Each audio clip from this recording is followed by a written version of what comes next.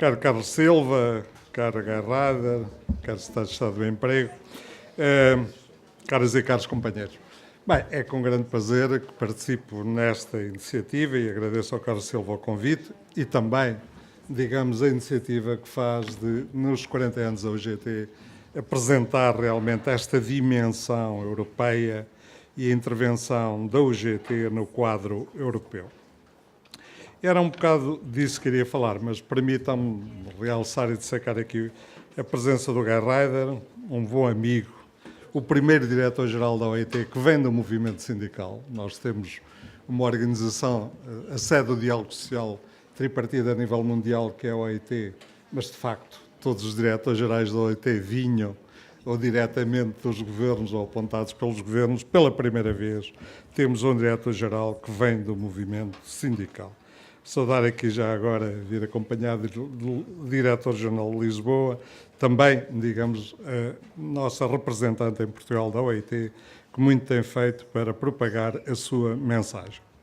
Bem, eu gostaria de, em primeiro lugar, referir que realmente estou num painel com as pessoas que, em termos europeus, da Confederação Europeia de Sindicatos, o Jean Lapierre e a Helena André, foram responsáveis pelas políticas sociais europeias, o diálogo social, mas muito mais que o diálogo social, tudo aquilo que tem a ver com, digamos, a construção da Europa social. E, portanto, tenho aqui, digamos, quem pode falar sabendo bem do que fala, o Jorge de Assis, um velho amigo, digamos, grego, que, digamos, Portugal aderiu em 86, a Grécia em 84, tivemos, digamos, neste arranque da adesão, o Jorge de Assis, que já estava na Europa, imigrado, digamos, forçado a emigrar pela ditadura grega, lá continuou presidente do SES e muitas grandes responsabilidades no quadro europeu. Bem, falar dos 40 anos da UGT, dos 40 anos da luta pela construção europeia, por uma Europa de progresso económico e social, por um país de progresso económico e social, é falar de algo que sempre foi muito importante para a UGT. A UGT foi o primeiro parceiro social a defender a adesão à União Europeia. E hoje é fácil dizê-lo, mas na altura era muito difícil, porque havia uma campanha montada em Portugal, quando aderíssemos à União Europeia, as empresas faliam quase todas, o desemprego ia explodir. A UGT assumiu com coragem a defesa da adesão à União Europeia e fomos o primeiro parceiro social a fazê-lo. E tivemos sempre presente esta dimensão nacional e a dimensão europeia nas intervenções da UGT. Para nós foram duas intervenções sempre complementares na construção de um projeto sindical. Falar da Europa social. E convém clarificar este aspecto. Nós, às vezes, associamos que a Europa que temos hoje era a Europa que tínhamos na altura da adesão, que tínhamos das negociações pré-adesão. Não é bem verdade. Repare-se que a Confederação Europeia de Sindicatos só foi criada em 73. A Europa foi criada em 57, Tratado de Roma, pelo menos, digamos, uma das componentes fundamentais europeias, que depois dá origem à União Europeia. O Tratado de Roma e a Europa de 57, até mais ou menos à altura da nossa adesão, já lá referi porquê, praticamente na área social, era uma Europa de livre circulação de mercadorias, de livre circulação de trabalhadores, com preocupações sociais, mas as políticas estavam ligadas à livre circulação de trabalhadores. Não havia propriamente políticas com dimensão europeia. Sempre se falou Europa social, mas a Europa social era aquilo que os diferentes países europeus tinham em comum. Um elevado nível de proteção social, na segurança social, na saúde, um elevado nível de relações de trabalho, a negociação coletiva, o diálogo tripartido, mas também a participação, mas que só tinha dimensão nacional até 86 e também, já agora, uma grande intervenção do Estado na economia. É, de facto, na altura da adesão de Portugal, esteve associado à primeira grande revisão do Tratado Europeu, do Tratado de Roma, de 57. 30 anos depois, foi a primeira, 57 a 87, foi a primeira grande revisão dos tratados. E o que é que estabeleceu essa revisão dos tratados? Que visava a criação do mercado interno, a criação do diálogo social europeu. Portanto, Portugal entra na Europa com a criação do diálogo social europeu. Não havia relações de trabalho a nível europeu, foi aí que começaram. Havia relações entre a Confederação Europeia de Sindicatos, as confederações patronais europeias, mas também a Comissão Europeia, mas relações informais. Institucionalizadas, o diálogo é de 84. É de 86. 86, depois, a sucessiva revisão dos tratados, em que se foi aprofundando a Constituição Europeia. E logo a revisão seguinte dos tratados, Maastricht, a União Económica e Monetária, introduz a negociação coletiva europeia e os acordos que depois tivemos. Como depois o Tratado de Amsterdão procurou equilibrar um pouco a OEM com um capítulo sobre emprego, disse, em 2000, aprovou uma Carta de Direitos Fundamentais, mas que era orientador em termos, não era de efeitos vinculativos, era uma declaração política, até com o opting-out britânico, 2009, e o Tratado de Lisboa, que de facto integrou a Carta no Tratado Europeu com caráter vinculativo. Em tudo isto, nós estivemos com a SES, como disse, foi criada em 73, nós fomos aceitos em 83, portanto, antes da adesão, e tivemos toda a condução no quadro da Confederação Europeia de Sindicatos, empenhamos profundamente em tudo aquilo que foram as políticas europeias e, por exemplo, quando digamos, e outras grandes manifestações europeias realizadas um pouco por toda a Europa, incluindo no Porto, foram manifestações com uma fortíssima presença sempre da UGT, que deu extremamente atenção a essa participação. Diálogo Social Europeu. O Diálogo Social Europeu, na prática, teve, antes mesmo de ser criado, quando falamos, e o Sr. Secretário de Estado falou aqui muito bem, e o Carlos Silva, do diálogo social em Portugal, da concertação social, repare-se que a concertação social em Portugal nasce em 84, 2 anos antes da adesão, nas negociações de pré-adesão, profundamente inspirado na realidade europeia. Até porque, digamos, o responsável máximo era o Hernani Lopes, tinha sido o nosso embaixador na União Europeia, era então Ministro das Finanças, e o próprio texto que elaborou, que deu origem ao CPCS, o próprio decreto-lei foi elaborado tripartidamente com a participação da UGT, da CIP e de um representante do Ministério das Finanças. Portanto, nasce o diálogo social e a UGT está presente na primeira reunião de diálogo social europeu, que até é prévia à entrada em vigor do diálogo social europeu, porque Jacques Delors, o grande inspirador e o grande homem na construção das políticas europeias, quis fazer uma reunião antes da entrada em vigor do tratado, ainda em 95, o Torrescoto esteve presente, eu estive com ele, digamos, num sótão, num palácio de Bruxelas, que ficou conhecido então, o nome deste palácio, Diálogos de Valdechese. E foi um momento importante, porque o diálogo social europeu foi extremamente importante para nós, foi extremamente importante para a SES na construção das políticas europeias, mas por isso Jean Lapierre, Jorge de Assis e Helena André falarão com melhor conhecimento que eu. Agora, posso dizer que no diálogo social europeu e nos seus resultados, como na construção das políticas europeias, nós éramos o parceiro social fortemente empenhado na construção europeia.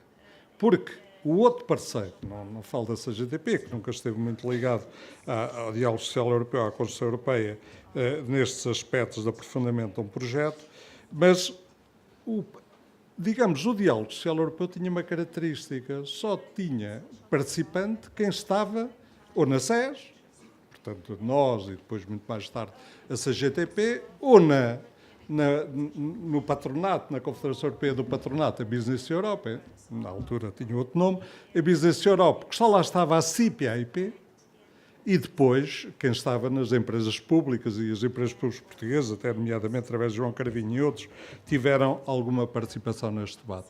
Mas dizer que, enquanto em Portugal havia claramente um empenhamento no diálogo social e na construção na tal política de compromisso das confederações patronais, CIP, CCP e CAP, mais tarde a CTP, a UGT, no quadro europeu era só a UGT, porque a CIP, como representante, sempre teve representação que estava ligada aos interesses britânicos, que eram fortemente contra o diálogo como vemos, porque os britânicos lideravam na área patronal, uma linha que defendia que as políticas sociais deviam ser fixadas a nível nacional. Nunca deviam ter a dimensão europeia.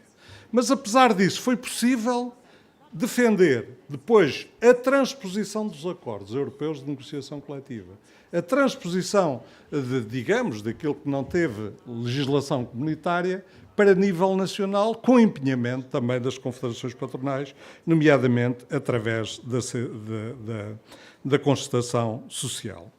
Portanto, este é um pouco um caminho de construção da Europa. A Europa, que era uma Europa das nacionalidades, a Europa de progresso económico e social, mas assente em realidades muito diferentes das diferentes realidades nacionais, uma Europa que ganha, e as políticas que ganham verdadeiramente dimensão europeia, a partir de 86, com o Ato Único Europeu e depois com a sucessiva revisão dos tratados e, sobretudo, com uma intervenção muito dinâmica do movimento sindical, em que a UGT também fez uma parte importante deste movimento sindical. Referi, por fim, que, de facto, hoje temos uma Europa com muito mais progresso económico e social. Temos uma Europa em que se foi afirmada políticas de participação, foram afirmadas, os acordos deram origem a importantes alterações legislativas em várias áreas, e uma Europa que, de facto, tem políticas sociais de dimensão europeia. Essa Europa, estivemos nela, mas sentimos a necessidade do aprofundamento europeu. Isso vai ser, com certeza, objeto, sobretudo, do segundo painel, mas dizer que, de facto, nesta construção europeia, também o facto de existirem diversidades nacionais introduz dificuldades. Nós vemos muitas vezes, bem, Portugal sempre foi fortemente solidário, Portugal sempre defendeu as políticas de coesão, e neste quadro, Portugal sempre defendeu fortemente a negociação coletiva europeia, o diálogo social europeu. A nível sindical, era o fator fundamental do desenvolvimento social.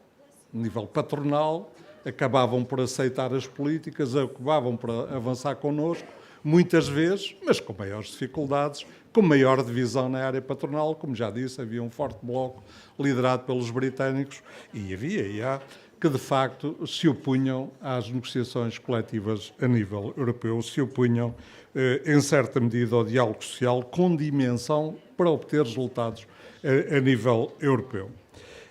Mas também a nível sindical também temos que chamar a atenção que, de facto, de haver realidades diferentes, significa que cada um de nós estava mandatado pelos seus filiados para defender os seus interesses.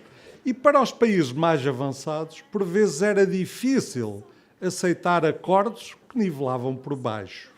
Porquê? Eles tinham legislação muito mais avançada que a nossa ou que a de outros países. Mas acordos que nivelem por baixo são acordos que puxam a realidade europeia para baixo. E, portanto, os países nórdicos sempre foram os países do diálogo social tripartido, do diálogo social bipartido, da negociação coletiva, tinham dificuldades, muitas vezes, em empenhar-se profundamente no diálogo social. E essa era uma realidade com que, às vezes, nos confrontávamos. Mas era possível construir consensos no quadro da Confederação Europeia de Sindicatos. Era possível estabelecer consensos para combater a crise que nós atravessamos, que a Grécia atravessou profundamente, mas que, de facto, também houve várias crises, nomeadamente a nível do desemprego.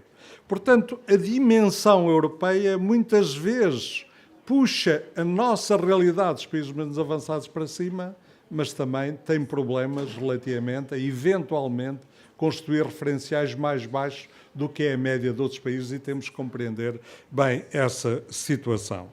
Temos que compreender bem também a situação, de facto, muitas vezes que nós somos um país que, em termos de riqueza nacional, não somos os países mais avançados da Europa, em termos de legislação, tínhamos práticas bastante avançadas em várias áreas, porque uma conquista do 25 de Abril, por exemplo, as licenças parentais, o Riz falava da importância de uma mulher ser a primeira, eu acho que é mais importante ser a última, é o lugar mais importante num painel, mas, portanto, isso significa, digamos, o respeito pela igualdade de oportunidades. Por exemplo, quando discutimos o primeiro acordo europeu de negociação coletiva sobre a licença parental, a nós não nos trouxe nenhum avanço, mas trouxe avanços brutais para os britânicos, para os irlandeses, para outros países que não tinham proteção, digamos, parental, que não tinham proteção para os pais, que não existia legislação.